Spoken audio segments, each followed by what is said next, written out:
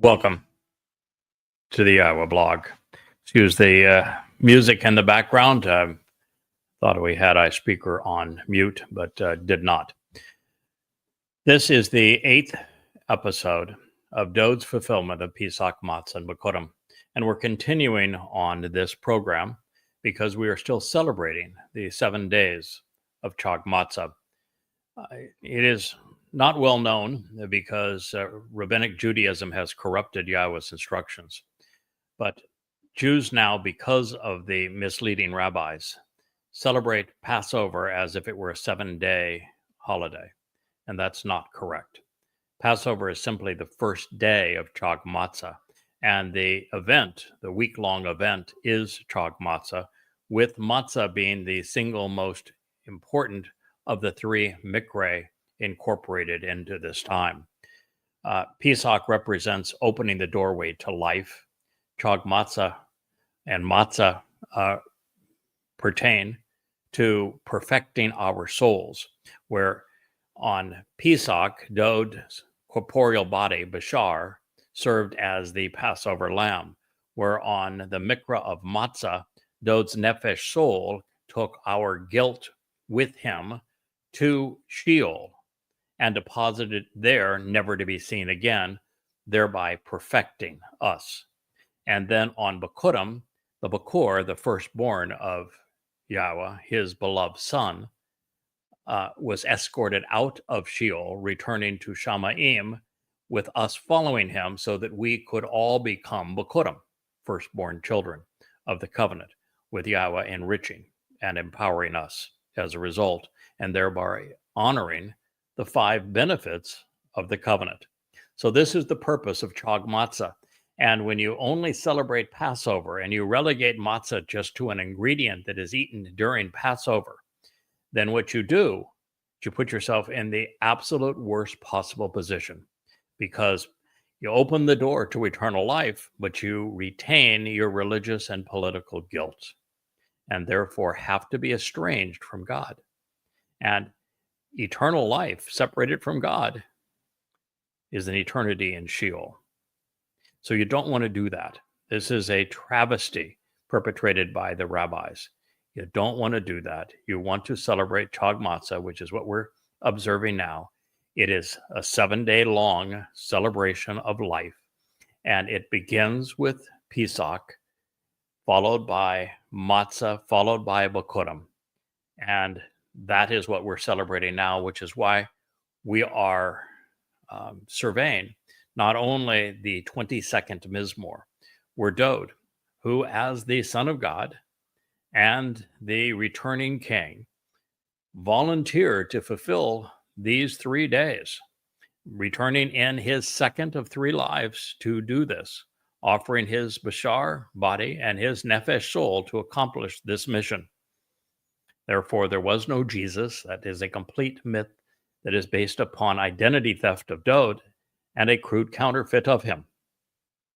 Therefore, there was no divine association of any kind with Bar Kokhba, which was the warlord that Rabbi Akiba, the father of rabbinic Judaism, foisted to direct attention away from the false Messiah of Iusu Christu, Jesus Christ, in Christianity. So rabbis have been up to no good for a very long time regarding this. And if you're going to develop a relationship with Yahowah, if you're going to have the benefit of entering Shamayim as opposed to Sheol, you need to come clean. Walk away from them, disavow them. And then you have the opportunity to embrace what Yahowah has actually conveyed to you. This is the statement that we ended our last program on. I want to return to it because it is so exceedingly powerful.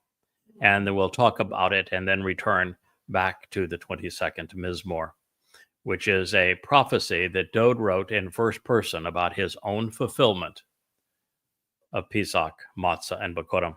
In fact, in that 22nd Mizmor, one of the things we've talked about previously is that Dowd specifically discussed the importance of recognizing the purpose of Chag Matzah before engaging in Pesach. He began it by asking you questions. If you understood the separation that was taking place during the Moed Mikra of Matzah. Because until you understand that, Passover is actually counterproductive for you. That's how powerful and insightful this Mizmor is. Now, when we read that the 22nd Mizmor Psalm specifically says that as part of being crucified, that Dowd was saying that he was going to be pierced hand and foot, nails driven into his hands and into his feet, and that rabbis wanting to deny that so that there would be no one recognizing that Dowd predicted his own crucifixion 1,000 years before he endured it, changed pierced my hands and feet to as a lion are my hands and feet. And one of the Dead Sea Scrolls, the one that I specifically mentioned in the last program, one that you will find referenced and listed in this volume. It's free at YAHOWAH.com in its entirety. You can also buy the paperback version from Amazon, royalty free. It gives the specific address of that fragment of the Dead Sea Scrolls that demonstrates that the rabbis deliberately lied about the single most important thing for you to know. I would think it's even more important for you to know this, that Dowd served as the Passover lamb, than it is for you to recognize that you erased Yahweh's name, and you need to resolve that, and resolve it soon if you're going to engage in a relationship with God. And for a time, God says, and this is through the second to last prophet. The name of the prophet is the memorable man of God, Zechariah. And for a time, I will pour out upon the house of Dowd, the family of Dowd, and upon those who dwell in Jerusalem, a spirit of compassion and acceptance for those requesting mercy and clemency. I'm not going to go into all of the details again as we did in this last program, but clearly it is Yahweh speaking in first person. He is speaking of his beloved son, Dowd, whom has been renamed to David. And he's saying that upon the family and the house, the Be'eth of Dowd, who is the exemplar of and the initiator of the Bereth covenant, according to God in the 89th Mizmor, that he is going to pour out, and pouring out means he's going to release a torrent of water underneath the sacrifice of the Adam of Parah on Yom Teruah, the day of the herald, 10 days before he and Dowd return on Yom Kippurim, and that outpouring of waters are going to cleanse those who are now part of the house of Dowd, which means they're part of the covenant, as well as the Israelites who are part of the final remnant of Yisrael, who will be in Jerusalem anticipating the Messiah Dowd's arrival with his father, Yahweh. And it says, a spirit of compassion and acceptance, a ruach chen, that Yahweh is going to be merciful to these individuals because they have come clean. They are all bathed in the living waters and the cleansing ash and purged within the roaring fire that is part of the spectacle that is orchestrated by Eliah, the great prophet, of the sacrifice of the Adam of Parah that purifies the adulterous woman that has been Yisrael, so that you are ready to be betrothed to your king, Dowd. The spirit of compassion and reconciliation for those requesting mercy and clemency. This is important. If you are not there with the right mindset, if you haven't returned, if you haven't changed, if you haven't let go and separated yourself from the rabbis who have deceived God's people for now thousands of years, then you're not going to be a beneficiary. It's not just being there. You got to have the want to.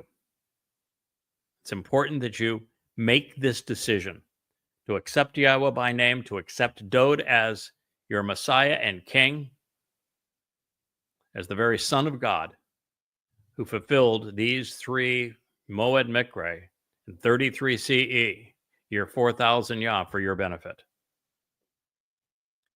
Then you will be able to look to me, Yahweh speaking in first person, accompanied by the one who they had reviled and pierced. Well, they that pierced him were the Romans. They who reviled him were the Jews. You denied him. There was no Jesus Christ. It was Dowd, David, who served as the Passover lamb, and Israel, your forefathers, and all the way up to this point, you have denied him, while it is the Romans who pierced him. And they will lament over him, just like one cries over the most uniquely special child and valued life, anguished and infuriated over him, consistent with the anguish and suffering over the firstborn. And should you wonder why it says they will cry, why will they lament, why will they feel such great sadness, it should be obvious, but if I need to explain it to you, let me do so now. In Judaism, Yahweh is denied his name. His son is renamed. The very fact that God says on 3 occasions, I am his father, he is my son of Dowd, and it is denied that God can even have a son, and he is saying, this is my firstborn, and you're going to finally recognize this is the very Son of God, his Bikurym, his firstborn, who fulfilled Bikurym, firstborn children. And you're going to recognize that, and recognize that for 2,000 years, you denied him. He did this for you, this ultimate sacrifice of serving as the Passover lamb, and his soul escorting your guilt, religious and political, into Sheol, so that you could be part of the covenant family, and you denied him. All of this. And if you don't think that's going to make you want to sit down and cry, that for all of those years after his magnanimous sacrifice, that you've besmirched him. You've even replaced him with a star, thinking that star applies to him. What a disgrace. Star is for Bar Kokhba, the replacement Messiah. Dowd has several symbols. One, of course, is the Lion of Judah. He is the great Lion of Judah. One is the Lamb. He is the Passover Lamb. One is the crown. He is the King of Kings, who is going to return as the King of the universe. All of those things are true. All of those things are important. But if you were to ask Dowd for a single symbol of what he represents, he would choose that menorah that is sitting over my shoulder here. And if he were to see that star on the flag, he would rip it down. And really, the whole idea of you parading around under that flag politically and religiously, culturally, is revolting. It speaks of being Stockholm children. You were abused. You were demeaned. You were dehumanized under that star. Why wear it? God does not want you controlled. He does not want you demeaned. He does not want you dehumanized. It is religion that has done these things to you. Toss away those symbols. It's just like Christians parading under the symbol of a dead God on a stick. How revolting. It might even be more revolting than Israel parading around under the symbol of the star of the replacement Messiah Bar Kokhba. when Dowd has done all of these things for you? And oh, by the way, when it comes to Dowd, he is equated to something in the heavens, the sun. He is the greater luminary. It even says when he returns in the 89th Mizmor, which YAHOWAH wrote about his beloved son, that he will return as brilliant as the sun. He is the greater luminary of the fourth day of creation that serves to identify and explain the Moed, these restoring witnesses to the eternal testimony, Pesach, Matzah Bikurym. He is the greater luminary. He is the sun. In this regard, the reason I'm bringing this information to you, the reason I'm the first person to recognize that Dowd is the Messiah, the Son of God, that he is the returning king, and he's the one who in his second of three lives fulfilled Pesach, Matzah Bikurym, is because my job is to reflect his light. Are you familiar with a lesser luminary that would correspond to the instructions in the fourth day of creation, speaking of year 4000 Yah, that reflects the sun's light, particularly in the time of darkness? Yeah, I'm the moon. So don't think for a moment that you can parade around with a sign of Dowd, David, even by the wrong name as a star. No matter how it makes you feel, it is wrong. You want a symbol? Use that one, the menorah. If you want a second one, use the Lion of Judah and apply it to Dowd as your returning king and Messiah. You want a sign of your salvation? Recognize that Dowd is the Lamb of God. All of those things will work. And you want to recognize how he's going to appear when he returns.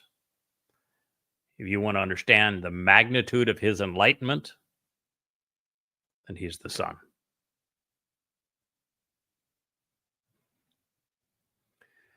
So that's the reason why you're going to lament over this as opposed to be in a position where you're going to celebrate. Yes, there'll be a moment of celebration, but that celebration will follow a time of crying over what you have done. I cry even now when I think about what God's people have done and what you continue to do. You are the toughest audience in the world. And if YAHOWAH told me what I know now, I would not have accepted this job. I would have been far more difficult than was Moshe when he said, no, I'm not the right person. You need to go find somebody else. If YAHOWAH told me that my job was going to be to finally get Yisrael's attention, to get your attention, to awaken you from thousands of years of slumber and rejection and recalcitrance, such that you stopped erasing Yahweh's name, so that you embraced Yahweh's name, so that you stopped demeaning and insulting your Messiah and the Son of God, your King, Dowd, and so that you recognize that he fulfilled Pesach, Matzah, Bikurym, and you start celebrating Pesach, Matzah, Bikurym as they are actually intended. If YAHOWAH had told me that my job was to awaken you to these truths, or else the planet would be destroyed. There will be no homecoming, should I fail. That's God's position as he conveys it in the last statement of the last chapter of the last prophet, Malachi. If he had told me that that was my responsibility, I would have said, no, it can't be done. And the reason I said it can't be done is because YAHOWAH himself couldn't do it. YAHOWAH came off Mount Horeb. Blazing light, booming voice, side by side there with Moshe. And he spoke directly to you, children of Israel, and told you who he was and why he was here. And you told him to shut up and go away, never to speak to you again, never to be seen by you again.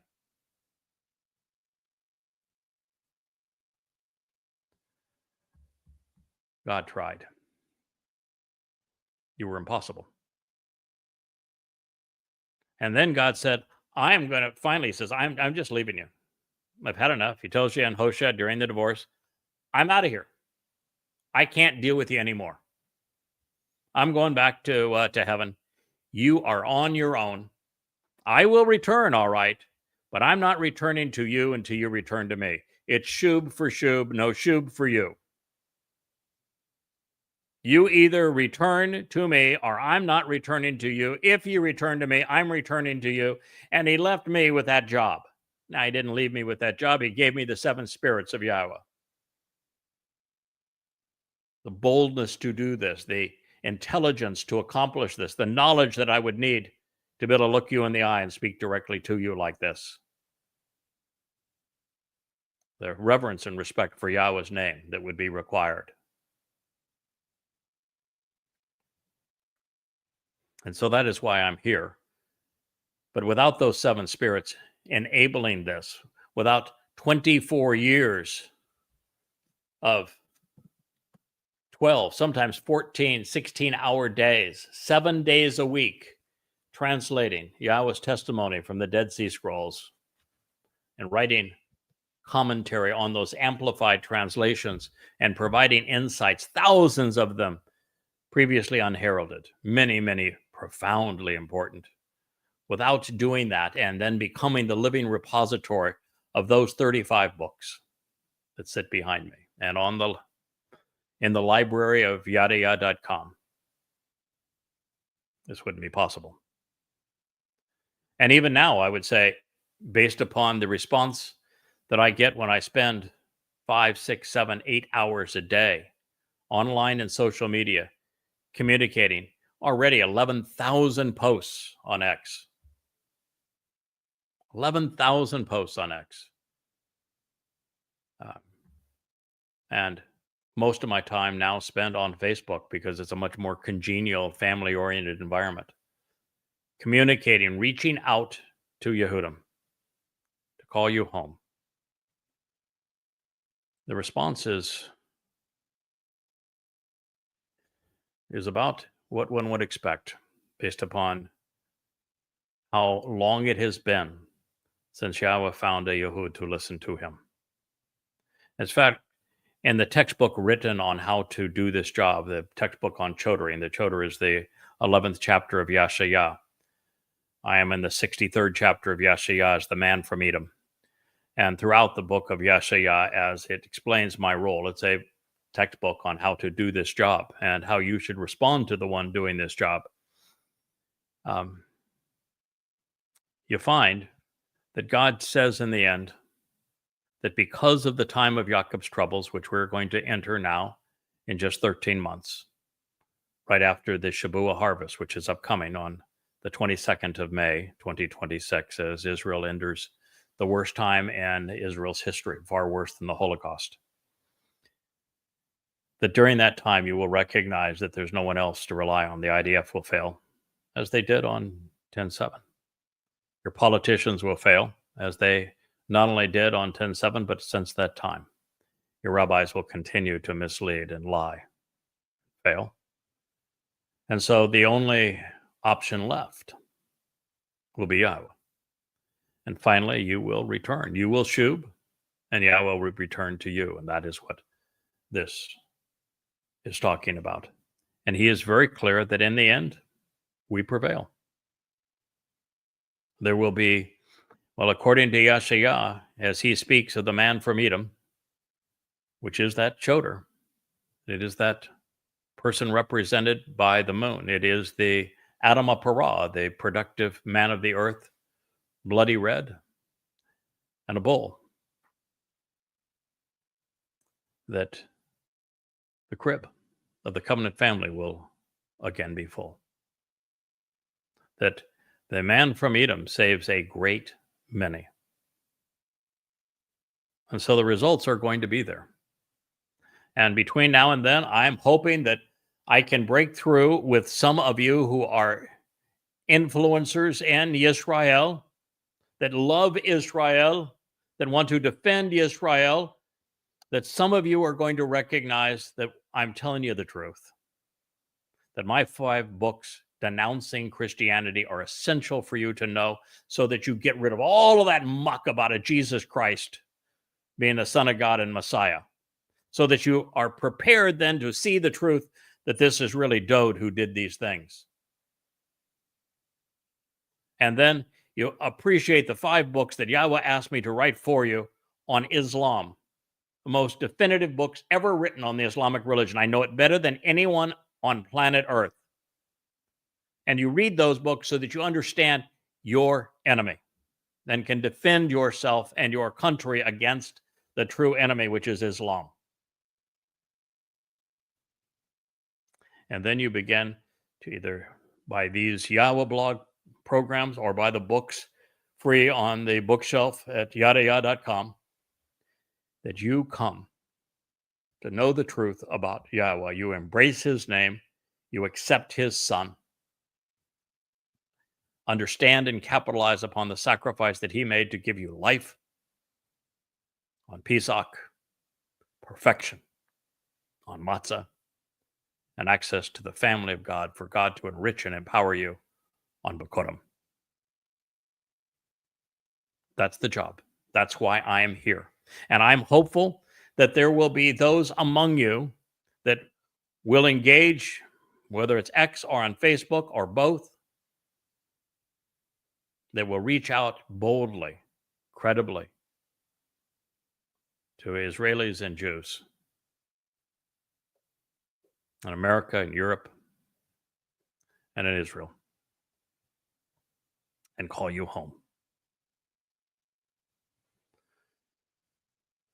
So from the perspective of Yahweh, allowing his son, who volunteered for this role, to serve as the Pesach El and then fulfill Matzah, this prophetic pronouncement sings to our hearts. It reassures our minds and it comforts our souls. At long last, we can appreciate how and why this was possible and how and when it will occur.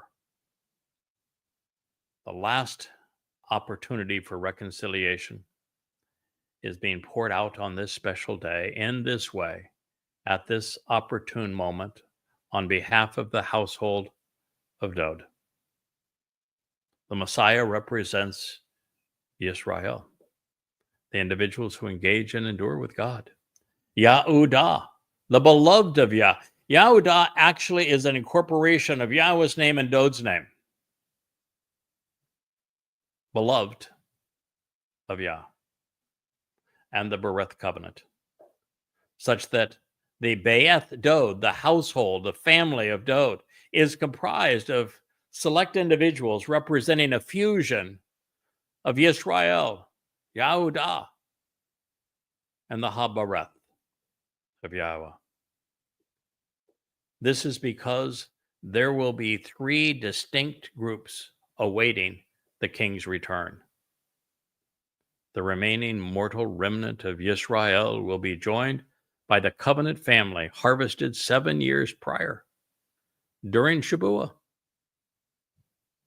I hope make your decision soon enough that you can join us for that harvest.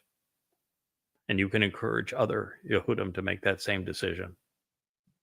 And of course, there will be a gleaning the evening before the sacrifice of the Adam of Parah for one last time to become immortal and empowered and enriched by Yahweh before the mortal remnant of Yisrael is perfected. God and King are returning to Jerusalem, the source of guidance on reconciliation on Yom Kippurim, the day of reconciliations. It's not a day for atonement. It's not a day for abasement of one's soul. It's certainly not a day to twirl chickens over your head. As a result of what they have done for the family during the preceding 5 Mikra invitations to be called out and meet with God, there will be an outpouring of compassion from the Ruach, the Spirit, on all those who have gathered to receive them. It will be the ultimate family reunion and homecoming. Our Heavenly Father and his beloved Son, our Savior, will have returned to claim their own. for the first time in 3,480 years, since the children of Israel gathered around Mount Torah and said that they did not want to see or hear from Yahweh again. A final remnant will be prepared and ready for both by the sacrificial offering of the Adamah Parah, who is misconstrued as the red heifer and presented in Numbers 19 for the benefit of the adulterous woman in Numbers 5. Having been cleansed of their religious and political guilt with a newfound appreciation for Yahweh Shem and his Ben acclaim, they will be gathered eagerly in anticipation of their ultimate homecoming. God will, of course, be accompanied by the one that Yisrael reviled and that Rome pierced. And this is as it should be, since the beast did not crucify God, but instead the one most beloved by him. Recognizing the benefits he was providing and how inappropriately people responded to him, those gathered before Father and Son are going to be genuinely sorry for the years of denial, centuries, millennia of denial. The reaction will be bittersweet, but initially more weeping than shrieking. It's hard to imagine. Really, it is. Jews looking upon the Father that they bereft of his name, the Son that they cheated out of his gift, realizing what their ancestors had done only to add insult to injury by failing to appreciate the Son who was given to us for 2,000 to 3,000 years, depending on whether you count from the time he announced what he would do or from the time that he accomplished it. It's a long time to be belligerent, Israel. The evening of October 2nd, as the sun sets in 2033, will be the first chance to apologize to Dowd and then express one's gratitude directly to them in their presence, although I have done so many, many times over the past 24 years. You see, I was once religious too. I once preached Christianity. I read from Paul's poison pen. And I also needed to apologize. Now, it served Yahweh well, me well, just as being part of Pharaoh's household served Moshe well. He knew the beast. He had denied the beast. He had separated from the beast. He had become anti-political and anti-religious before God called him, as had I. And of course, for Jews, they will be conflicted, horribly embarrassed for failing to recognize his sacrifice, and exceedingly joyful knowing that he earned their right to be their king, for us to respect him. He saved them. He saved us. The surviving remnant of Yisrael and all of those comprising the covenant family will have finally made the connection between the Son who was given in Yeshayah, Isaiah 9, and the Lamb who was sacrificed in Yeshayah 53. Between the firstborn of Mizmor 89 and the Bokor of Zechariah 12. Between the piercing here and in the 22nd Psalm. Putting these pieces together to understand what Father and Son are offering and what 3,000 years of Jews have foregone. what 2,000 years of Christians have corrupted, what 1,400 years of Muslims have besmirched.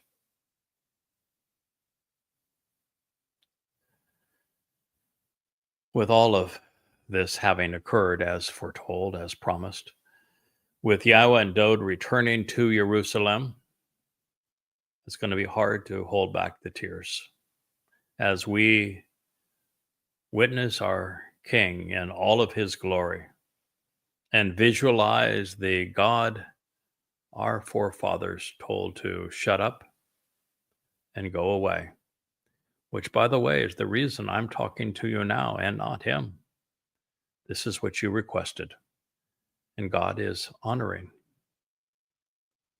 what he promised he would do as a result. Dowd's initial life, the first of three among us, was 3,000 years ago. It was the most amazing in human history. He was the consummate poet, the great lyricist, an accomplished shepherd, a glorious king. He was the father of his nation, and he was the Son of God. He was a prolific prophet and a heroic defender of his people. His life was so tumultuous, he represented the best and the worst of Israel. But in his relationship with YAHOWAH, he became the exemplar of the covenant. And yet, sadly, most of what he came to represent was stolen from him to legitimize religions he will have, or already has, and will continue to vehemently condemn. Dowd's second life 2,000 years ago was the most compassionate and magnanimous in the long history of humankind. He volunteered to have his soul sent down from heaven and placed in a human body to serve as the Passover lamb, all to open the doorway for his people to come home. And then he carried our guilt, the guilt of the entire covenant family, religious and political wrongdoing and malfeasance, into the black hole that is Sheol, depositing it there so that we might be perfected and live with him and his Father forevermore. He wrote openly and graphically of what he would endure, and then he fulfilled the vows that he made in the sight of his people, Israel, Yehudim. And yet, not a single solitary soul credited him with the most heroic and compassionate acts in the history of humankind. Worse, his people denied the Mikre were fulfilled. They even denied two of those three Mikre, Pesach and, Matzah and Bikurym, and misrepresent the first of them. Well, the Goyim attributed his sacrifice to a figment of their imaginations, damning God's people in the process. And they got by with it because the author of the Christian New Testament had been trained as a rabbi and was duplicitous, particularly when misrepresenting and misconstruing, misapplying Yahweh's prophetic testimony. And then other rabbis all around, rather than stand up for Dowd as the Messiah, fulfilling the very events that he proclaimed he would do 1,000 years earlier, they denied him and ultimately presented another false Messiah to compete with the ones of the Christians. It's devastating, isn't it? What has happened? And why am I the first person to tell you these things? The 22nd Mizmor was written during Dowd's initial life, about his second of 3 lives. It's hard to imagine what was going through his mind at the time. With Zechariah 12, we come full circle. The Bakor, firstborn during his life as the king of Yisrael, is projected through his return to fulfill the Mikre as he was pierced for his people's redemption. The prophet then propels us into the future and into his third arrival as he returns as the king of the universe with his Father who created it. Those who rejected him are now so grateful for what he's accomplished, the tears streak their eyes. And those who disavowed his Father are now referring to God by his proper Shem. Yahweh. Yahweh. Yahweh and Dowd. Just as there are 3 40 Yobel epochs of 2,000 years between our expulsion from the garden to our return to it, courtesy of Father and Son. The Messiah will have been here 3 times over the past 3,000 years. He showed us the way home. He made it possible for us to go home. He will be there to greet us when we arrive home. He showed us the way home. He made it possible for us to go home. And he will be there to greet us when we are home.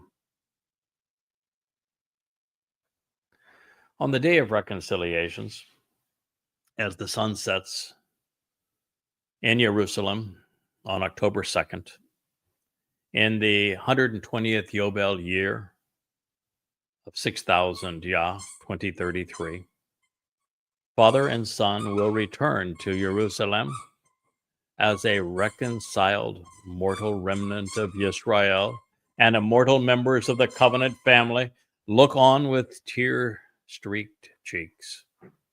Many finally recognizing what actually transpired on Passover that Dowd has testified to in his eyewitness account as recorded in the 22nd Psalm.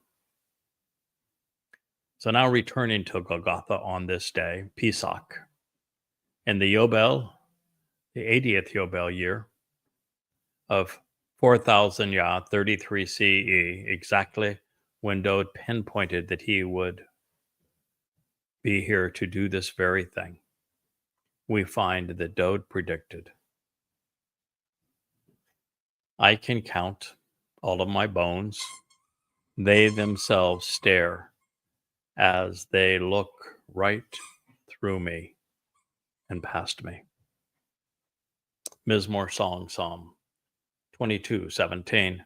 The Romans were savages, but their bloodlust was partially moderated, at least for some, by breaking the legs. That sounds gruesome, but that was actually compassion from a Roman point of view, because if they broke the legs of most crucifixion victims, they would be unable to put their weight and push up on those nails driven through their ankles and relieve pressure from the nails that were holding their wrists and hands up on that beam that on the top of that pole, that they could then breathe. Their diaphragm would work. Otherwise, the diaphragm in this position doesn't function.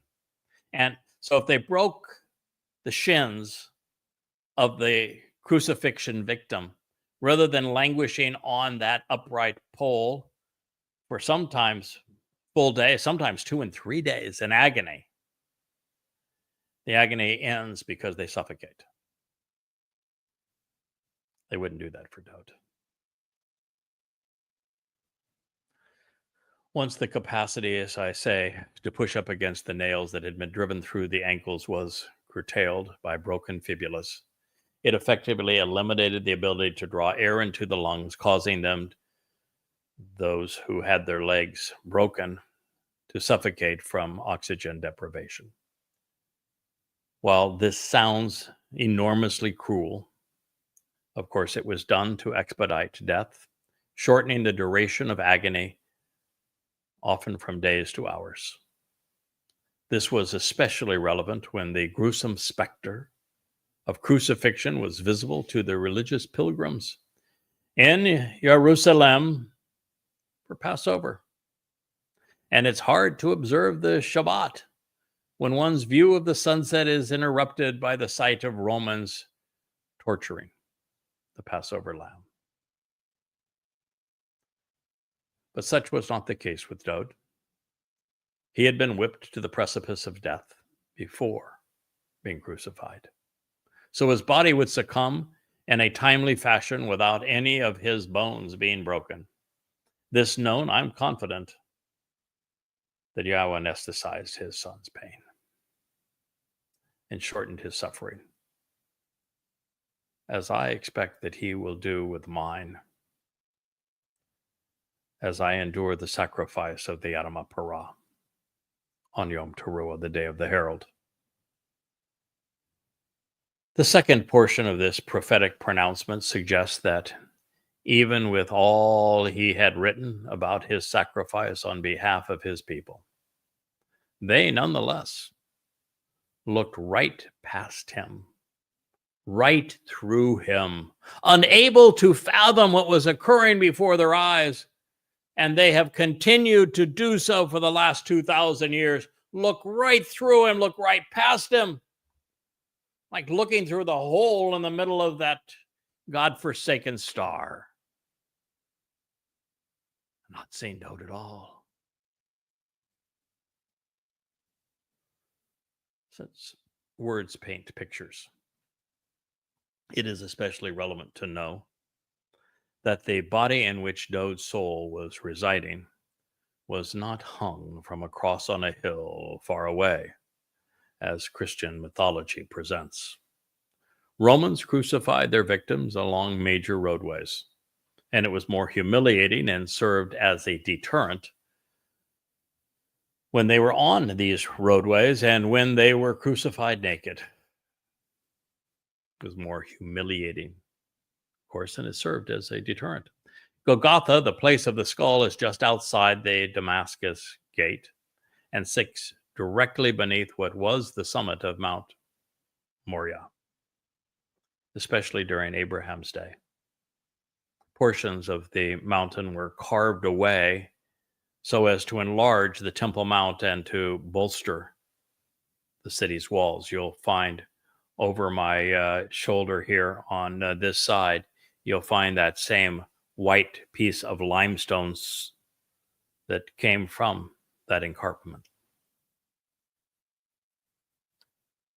The place of the skull faces the main road leading north out of town. Today, the site of the crucifixion is the back parking lot of the Jerusalem bus station. Talk about showing no respect.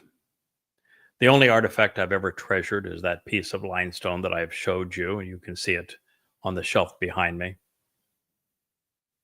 It was gathered from this place. In all likelihood, the mercy seat of the Ark of the Covenant lies directly beneath, protected in Yirmiyah's grotto. It will be raised again during the time of the witnesses. By the way, if you've noticed, the blue mother of pearl that sits now behind us on that third shelf up, it will make its way down on the other two, and it now embraces the shelves that are across the way on the bookshelf on the other side of my desk here. Mother of pearl is a feature throughout our residence here and will be integrated into this backdrop to add a degree of richness and the color blue, which is Yahweh's favorite. The implement of death onto which Dowd was nailed, but with Yahweh's approval. Dowd volunteered for this, convinced Yahweh that it was the right call, and Yahweh, Father, supported his son, knowing that to endure these 2 horrific days, and even to endure the people's rejection for 2,000 years, was still worth the price, because in eternity, Dowd would be the king of a family who was eternally grateful for what he had accomplished. But the device upon which he was nailed did not look like a Christian cross. In fact, the Greek word used to describe it is stauros, which means upright pole. Upright pole is one of the most common terms also in the Hebrew. It is edon. The upright pole is that centerpiece in the tent of the restoring witness, which is equivalent to the moed, the eternal witness to these restoring witnesses of Pesach, Matzah, and Bikurym. They are similar concepts. But that vertical post was set in and left in, not removed from, a recess carved into the limestone rock. There was no cross as a lowercase t with the pieces going like this. That did not exist. It was done like this, where this piece stayed in place in a limestone cutaway that held it in place. Wood was really expensive. And so the last thing they were going to do is have a fresh cross for everyone. No, that vertical piece, it stayed in place. And when there wasn't a person on it, it stood as a reminder that you were being subjugated by Rome. And if you step out of line, they were going to torture you. And so all that happened is that the crucifixion victim would be laid down. They would spread out their hands. And then on this beam that would be set on top, their hands would be nailed to it. And then this thing only set high enough that when the person was hung from it, their feet didn't touch the ground.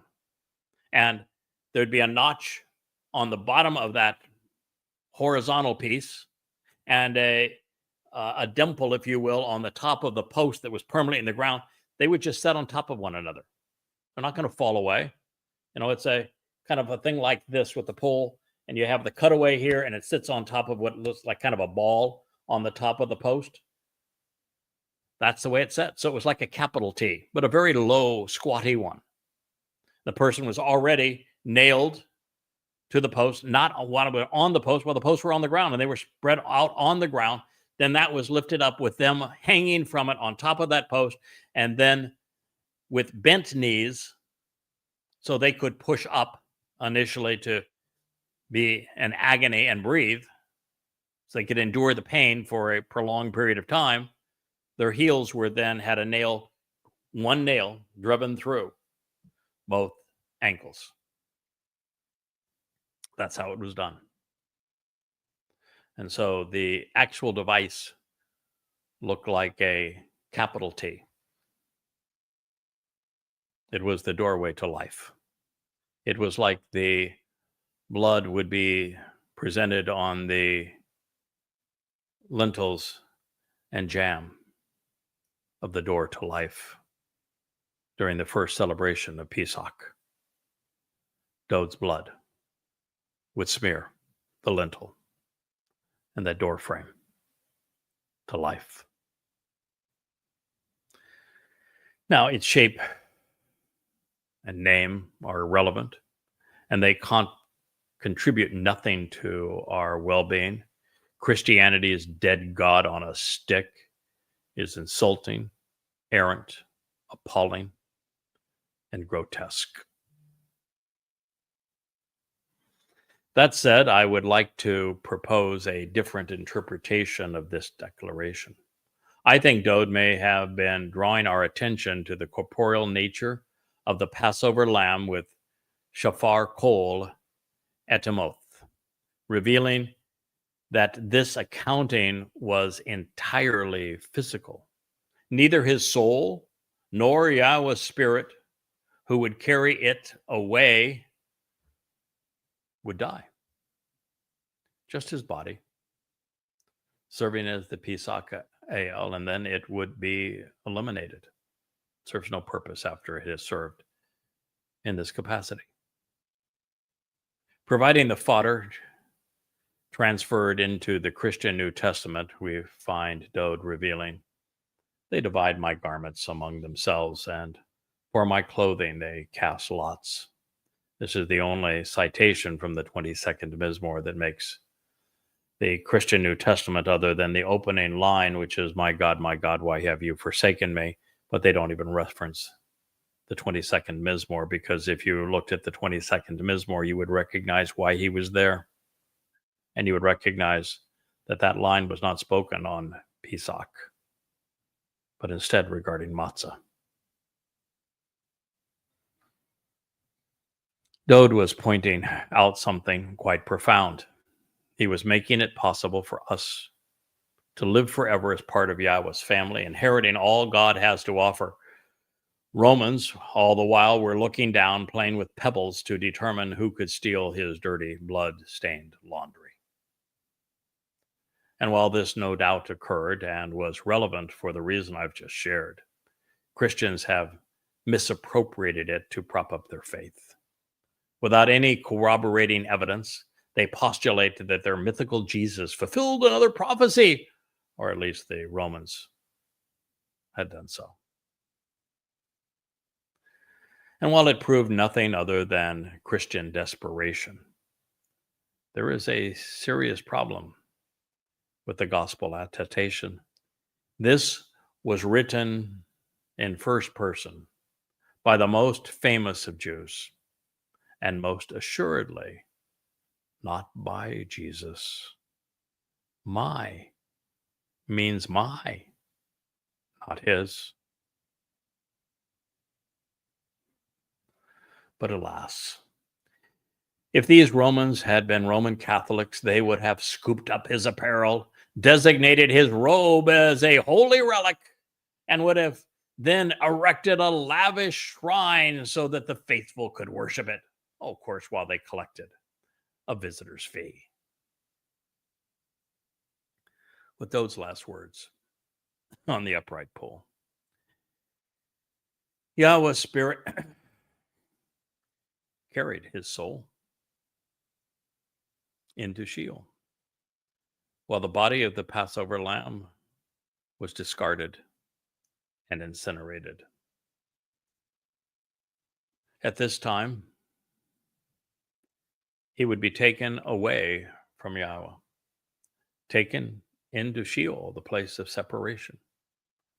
And so this reads, but you, Yahweh, you will not be far away for a protracted period of time. But you, not Jesus, not the Lord, not Hashem, not Adonai, not G-D, but you, Yahweh. Now, if Dowd, who fulfilled Pesach Matzah Bikurym, Dowd, who was a prophet, who foresaw his future 1,000 years before he endured it, if Dowd, the chosen one of Yahweh, the beloved of Yahweh, the son of Yahweh, the one anointed Messiah by Yahweh, the one chosen to be Melech king by Yahweh, the one who is returning as king beside Yahweh, if he used Yahweh's name, what's your excuse? What is your excuse? Because there is none. The person who knew Yahweh best, who Yahweh loved more than any other, the person God constantly said, he's right, Sadak, wrote Yahweh's name, spoke Yahweh's name, reveled in Yahweh's name, cherished Yahweh's name, proclaimed Yahweh's name, as he is doing here. So what is your excuse? I'm hoping that later today, my wife gets off the phone with my beloved friend, Joe, who is working on our new website. He's made a couple of changes to the old site that are very helpful. And my friend Rich is in the process of redoing all of the book covers to fit into the new theme.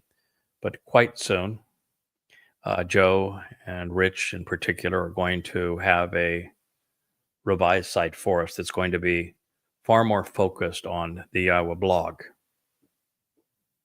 and these video live stream presentations to you, Yisrael, than the books.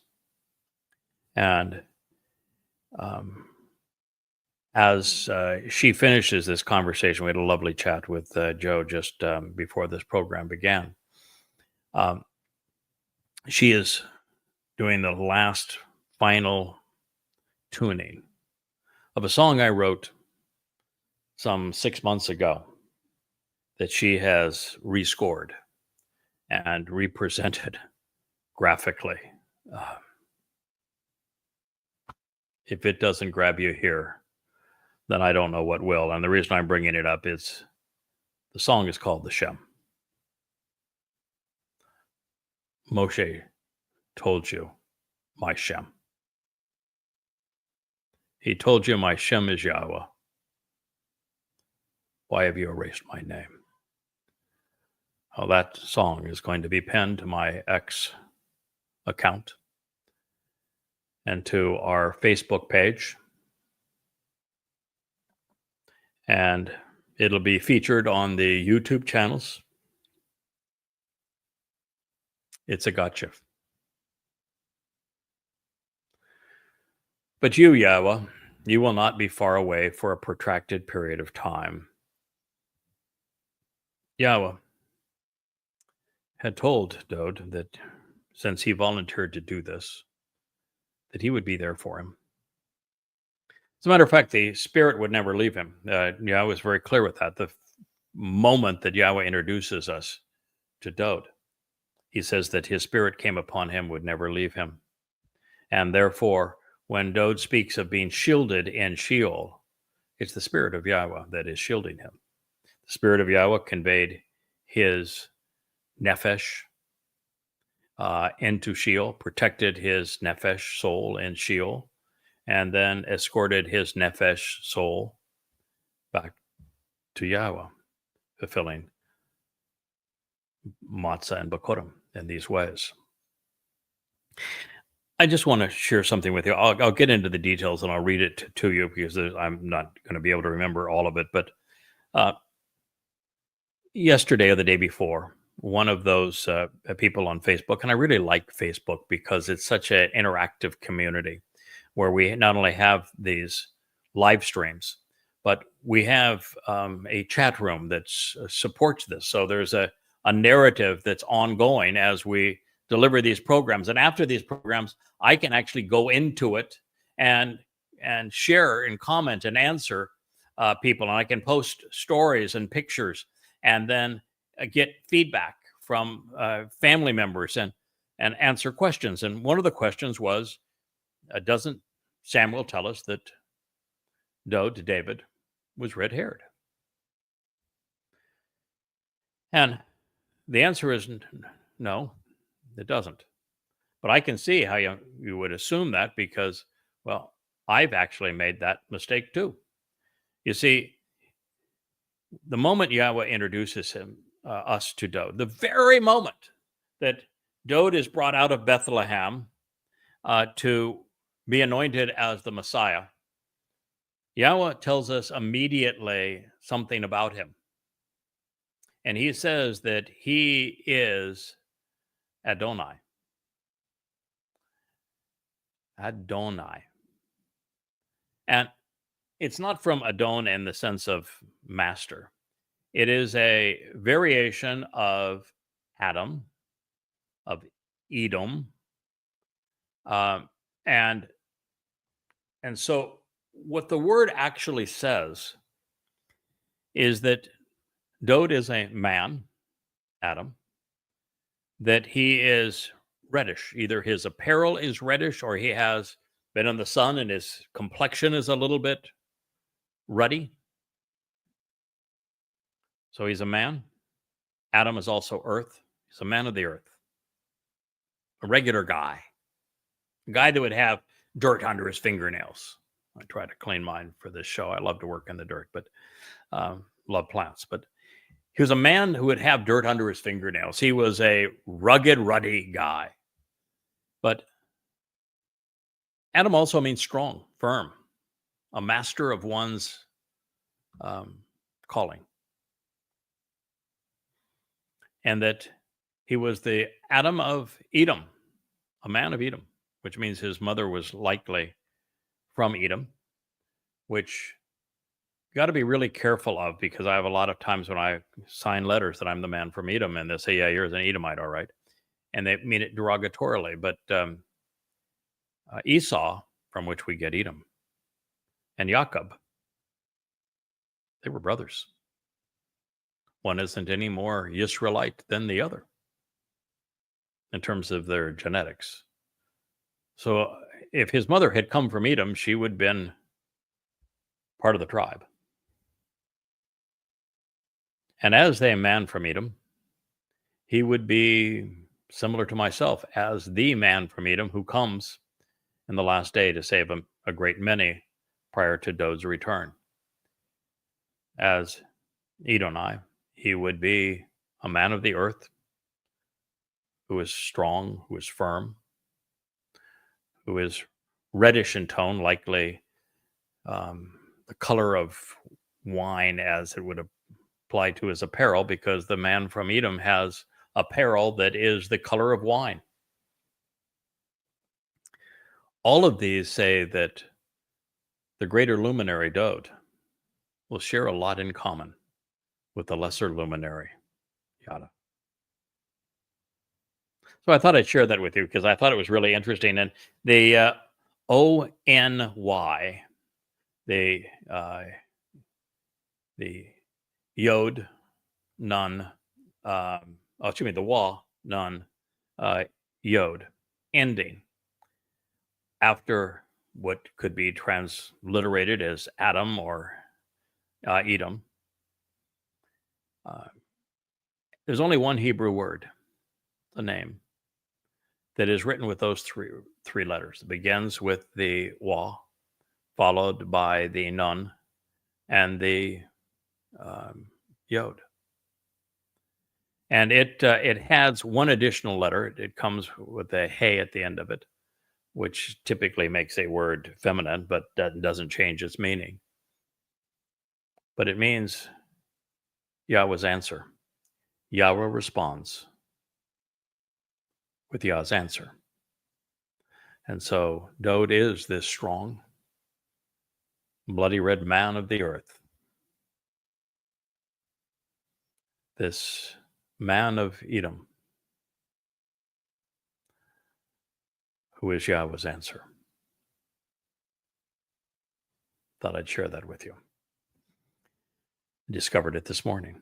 Love to learn. But you, Yahweh, will not be far away for a protracted period of time. That's because Yahweh and Dowd would be separated for 24 hours. And that's 24 earth hours. The time would appear vastly shorter in Sheol, because Sheol is presented as the equivalent of a black hole, a place where light itself cannot escape. Nothing can escape. A lightless realm where nothing can escape through all eternity, essentially a one-dimensional construct, eternal in time, but not space, de minimis in space. And in the environment of a black hole with great velocity, and tremendous velocity in a black hole, and tremendous mass, time would slow for that individual. And so while their time slows and Earth time maintains its pace, what that would mean is that 24 hours on Earth, depending on the size of the black hole, could be anywhere from a minute to seconds for him. So you won't be far away for a protracted period of time. So this was Yahweh saying, okay, listen, before you knew all of this, Dowd, the very fact that you realized that it was appropriate for you to volunteer to serve as the Passover lamb and to fulfill Matzah in this way, leading to Bikurym. I realized that what you have offered to do is the right call. I knew that you would volunteer to do this, and I'm here to support you in this regard. And I have some ways to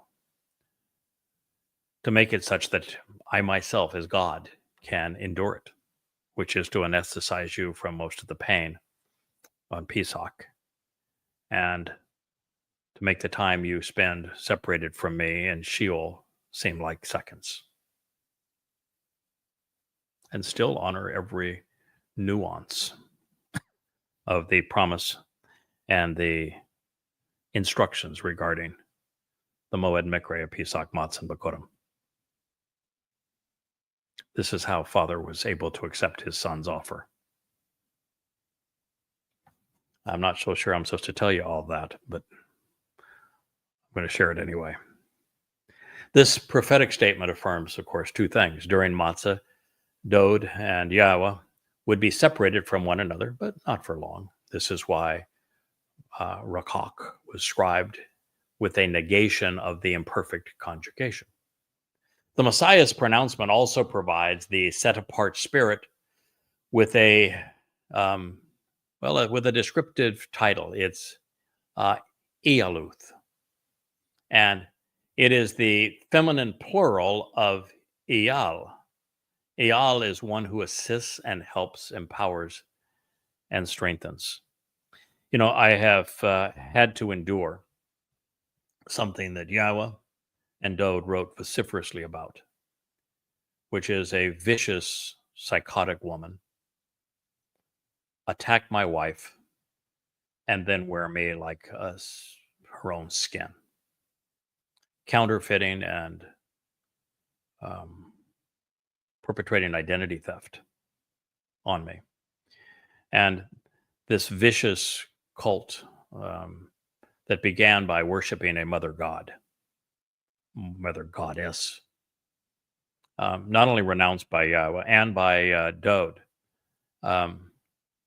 claimed that I had failed to convey the maternal nature of the Ruach Kodesh, the set-apart spirit. And that as a result, that many would die based upon my failure to give the mother goddess due credit for her unique personality and voice, and they were going to resolve that by speaking for her. And the evidence of this was the 8th Mashal, which doesn't mention mother or spirit even once, and where the feminine attributes are all an expression of chakma, which is the primary contribution the Ruach make to the Choder, both by Dowd's acknowledgement and Yashayah's saying that he is chakma, and which means wise, intelligent. I did make a mistake as it relates to attributing feminine characteristics as well as paternal characteristics to Yahowah. And my mistake was I went way past what I should have. I extrapolated too much based upon Ruach being a feminine noun. So I had done exactly the opposite of what they had said, which means that their whole basis of their cult was an outright lie. And I've even had to go back, and we will eventually publish this. We did a mamaectomy to remove the extrapolation. And the extrapolation was largely because it was a very long time into this process that I came to understand what Dowd did. The things that I'm sharing with you now about Dowd fulfilling Pesach, Matzah Bikurym, do you know how much foundational knowledge you have to have about the Moed Mikre of Yahowah, the covenant, the Bereth covenant of Yahowah, Yahweh's nature, his great love for his son and all the things that Dowd represents, and a fullness of the prophetic testimony that Yahowah has revealed? Well, it took me 22 years of studying Yahweh's testimony, 10, 12, 14 hours a day, 7 days a week, to understand all the collection of books behind me before I was in a position that I could accept why Dowd, first of all, I could explain why Dowd was able to figure this out. I figured it out too. So I know that if I figured it out, he could figure it out. And I figured out, determined how he figured out that he should volunteer to do this. And I've explained that in other shows. I then ascertained why he decided to do this, why it was in his interest to do it. And I've explained that in other shows, and I will explain it again in future shows. But until you can come up with the understanding that in the first 30 Mizmor, Dowd is explicit in saying that he determined that it was appropriate for him to serve as the Passover lamb and to fulfill Matzah leading to Bikurym. Until you can come to understand why it was in his interest to volunteer to do this, to suffer in this way, which I did. And then you have to figure out why God was willing to accept his son doing this, because he loved his son. He didn't want to see his son tormented this way. He didn't want his son's nefesh to go into Sheol, be associated with our guilt, to be bludgeoned by the beast of Rome. He wanted to protect his son. And yet Yahweh agreed with his son's argument that it was the right call. And until you can appreciate why that agreement occurred, you're not in a position to make this announcement. And then on top of all of that, you have to verify that every prophecy pertaining to Dowd and the fulfillment of Pesach, Matzah, and Bikurym, including all the dress rehearsals for it and everything that would capitalize from it thereafter, and who would finally make this announcement to God's people, and how that person would interact with the children of Israel. Until you can do all of that, you can't make this pronouncement. And it took me 22 years to develop the acumen using chakma to do this. And the moment you understand what Dowd did to perfect us by removing our guilt on matzah and carrying it into Sheol to deposit it there and never to be seen again, you need some mechanism for us being perfected. And the best thing I could come up with was because it's mentioned one place in Isaiah that there's a garment of luminosity associated with the set-apart spirit, and therefore I assume that this was God's way of covering us with light so that our darkness wasn't seen again, as opposed to all of our guilt completely gone, never to be seen again. And it is only once you can do all of that that you recognize that the role of the Ruach is simply to do exactly what Yahowah says.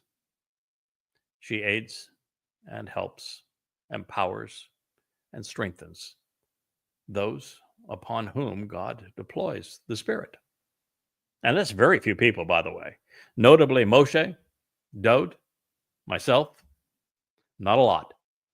You know, one moment Moshe complained that the job that God had given him was impossible. And he said, "Oh, sir, you want to share the load? I'll take part of the Ruach that I've assigned to you, and we'll share it with 70 elders of Yisrael." You can see how that works out for you. They were a big zero. And in my case, because, well, maybe I'm not as bright as the other two. Maybe I'm not as articulate as the other two. Maybe I'm not as courageous as the other two. Maybe, I'm just not as wise, as knowledgeable. Or maybe just because, well, there's only, when I began, 32 years left. And there was a lot to accomplish. And thus far, no one had prevailed with the children of Yisrael. That Yahweh decided, I'm going to let it all out here. Man, I'm going to have it all hang out here. I'm all in. If you're playing cards, I'm all in. I got 7 adaptations of my spirit. The Choder, he's going to have all 7. And that way, he will be able to be aided, empowered, strengthened, and assisted. He's given wisdom. He is given power and strength. He is given knowledge. He is given the ability to see the entire picture from beginning to end. He is given the respect of Yahweh. He is given this very support of Yahweh. All of this such that the Spirit helps and assists. The tool Yahweh uses. Dowd says, my Yahowah, my source of strength and help,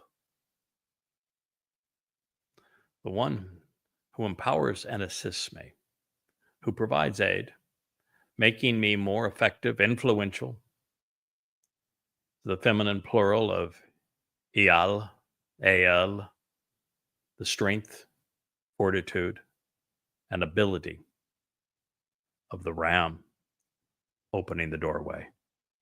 Isn't that powerful? My Yahowah, my source of strength and help, the one who empowers and assists me, the one who provides aid, making me effective and influential.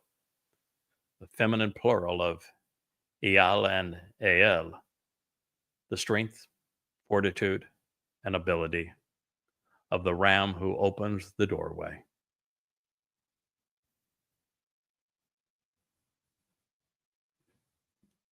Dowd understood. Dowd understood long before I understood. But Dowd is also my teacher, in addition to being my king. He should be yours as well. My Eyaluth.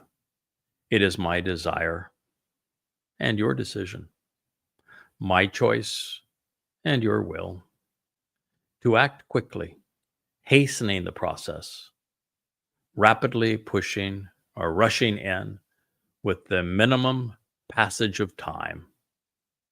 And understand here that this is written in the call imperative, second person, singular paragogic cohortative.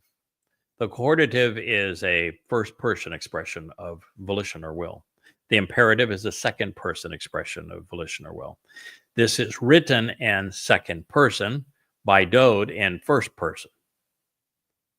Paragogic he means this is emphatic. This is something that is passionately declared. And you are here to assist in my rescue by supporting me.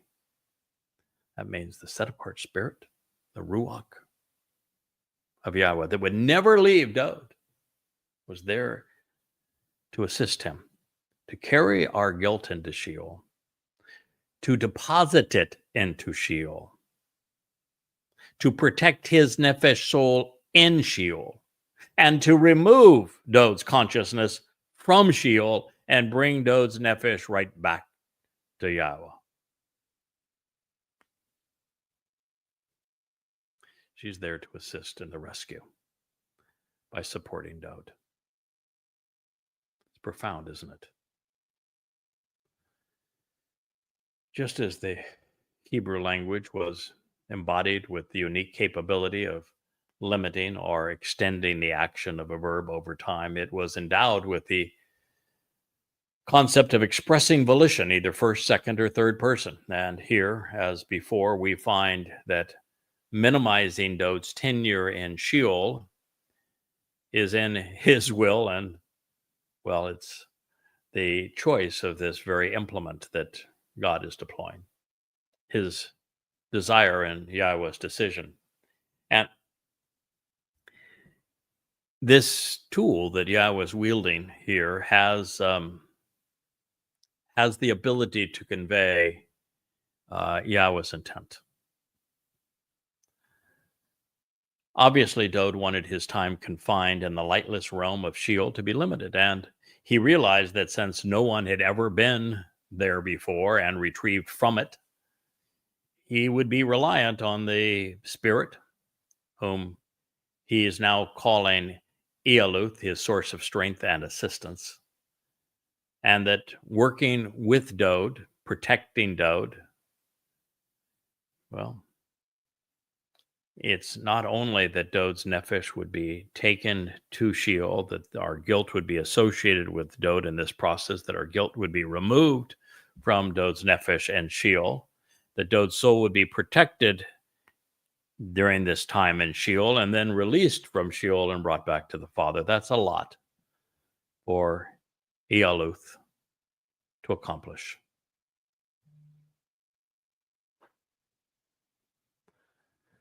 On this day, the Eyaluth, the Spirit of Yahweh, would abandon the dying body, but then escort the living soul from Pesach to Matzah, from Jerusalem to Sheol, to fulfill unyeasted bread, taking our collective guilt along with that nefesh. You know, it's interesting, too, that, okay, you can make a big deal, and I have made too big a deal about Ruach being a feminine noun. Do you know that nefesh is also a feminine noun? Do you think that that Dowd's consciousness, which conveys his inner nature, his person, his abilities, his attitudes. Do you think that that makes Dowd too because he has a nefesh like all animals? Or is it the one Dowd? The singular consciousness of this man. And do you think the fact that it is feminine, it makes Dowd both a man and a woman? Or Dowd a woman? We can over-extrapolate from masculine to feminine. Nefeshes are feminine. Ruachs are feminine in Hebrew. That does not mean they have maternal attributes. It does not mean that they're girly. It's just the nature of the language where Yahweh will ascribe certain things, masculine and feminine nouns. It is really helpful when we're studying the words of God and you see how things are written.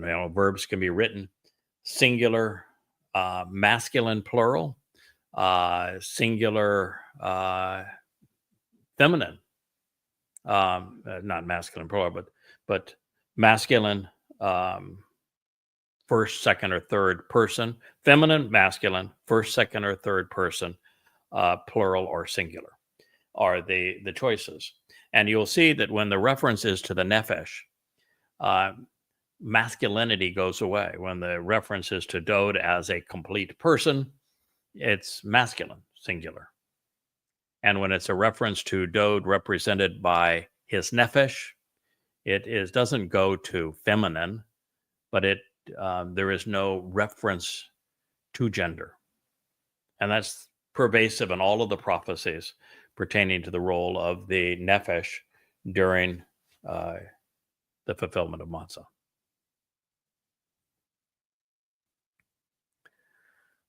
So Dowd's nefesh was protected for this adventure into Sheol with our guilt, and then to fulfill firstborn children by the Ihaluth. Yahweh is consistently, and he's called his spirit, Ruach. Occasionally he'll refer to the spirit as Ruach Kodesh. Not often, but on occasion. And this was another one of the grave mistakes of the Mother Goddess, Mommy Dearest cult, is they only wanted to refer to the Ruach as Kodesh, but the vast majority of the times, I don't know if it's 80 or 90% that Ruach is mentioned, it's not Ruach Kodesh, it's just simply Ruach. It's just like the Yisrael isn't always Yisrael Kodesh, but on occasion it is. The Bereth isn't always Be'eth Kodesh, but on occasion it is. The Torah isn't always Torah Kodesh, but on occasion it is. The children of Yisrael aren't always Bnei Yisrael Kodesh, but occasionally they are. The Moed Mikre aren't always listed as Kodesh, but sometimes they are, like Matzah is. And so when God on occasion adds Kodesh to a noun like Ruach, he's ascribing characteristics to it. And those characteristics can be looked at in a number of different ways. And to be consistent, we have to examine them across all of the things that Yahweh calls Kodesh, like the Ark of the Covenant, the place within his tabernacle that the Ark of the Covenant resides, the entire tent of the restoring witness. All of these things are Kodesh. Yahweh's name is Kodesh. Dowd himself is Kodesh. That does not make Dowd a part of God. Does not make that fabric of the tabernacle part of God. It does not make the mercy seat a part of God. It doesn't make the children of Israel who are so rebellious a part of God. What it means is that from God's perspective, they are separate. They are special. That they should be uncommon. That they should not be profane, which means they should not be religious or political. That's the concept that is being communicated. And when that's corrupted, you end up with Mommy Dearest cults that anger Father and Son to the extent that they have written copious prophecies condemning them.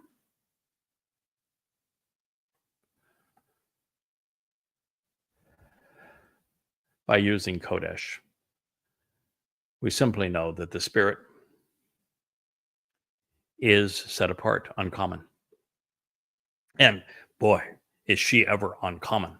And that we know actually from indirectly in the Torah, because there's never mention of the Spirit coming upon Moshe, but there's the discussion of Yahweh saying when Moshe had his meltdown, all right, you want help? We'll distribute the Spirit that is on you and among the 70 elders, and we'll see how that works out. Try that and see if it works out. Because the fact of the matter is God picks one person to speak through, and that person needs to do the job. You need to man up and do the job. You can have people around you that support you, but there's one person who speaks for God. And this time right now, I am that person. And there's lots of people that support what I'm doing. And if somebody else wants to chime in and say, I also speak for God, God says, hell no, you don't. The purpose of that whole Miriam prophetic presentation. And so set apart just means that this person is set apart from all others to do this job. That God set Dowd apart to fulfill these things uncommonly, uniquely, as the most special person chosen by Yahweh to do these things. The same thing was true with Moshe. Same thing is true now with Yada, the Bashar herald of Dowd. This bull, the Adamah Parah. Comprehend? So knowing all of this, Dowd is confirming all that the Eoluth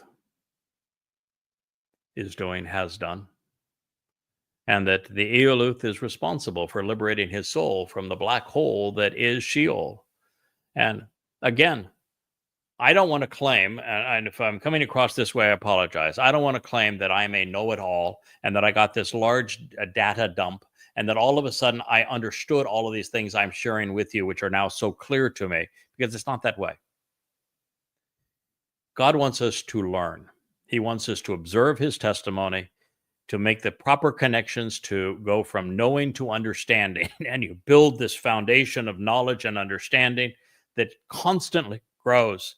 And you finally reach a point that you understand the whole story from beginning to end, and how all the shapes and hues and words and details all fit together in this story. And it gradually develops over time that you're able to do this.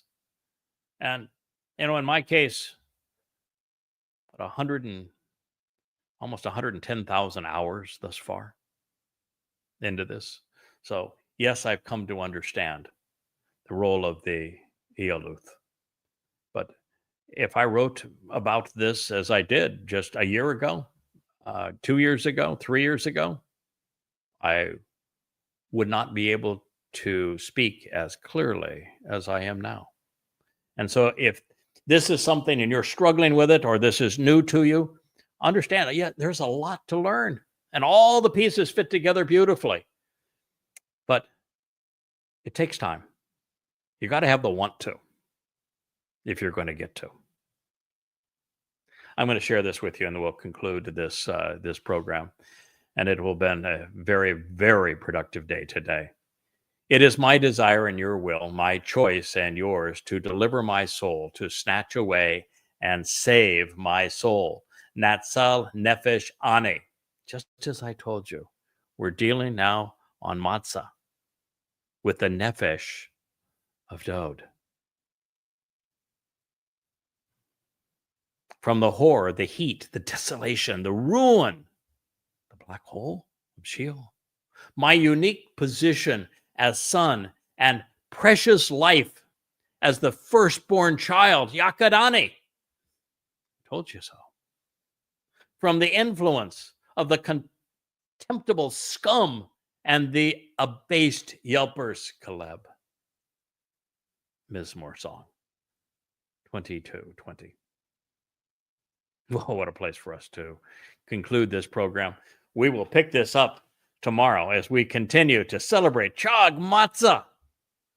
Now just 8.5 years from Yahweh's return with the Messiah Dowd, the King of Kings, our Savior and the very Son of God, who fulfilled Pesach, Matzah Bikurym, and our next episode of this program.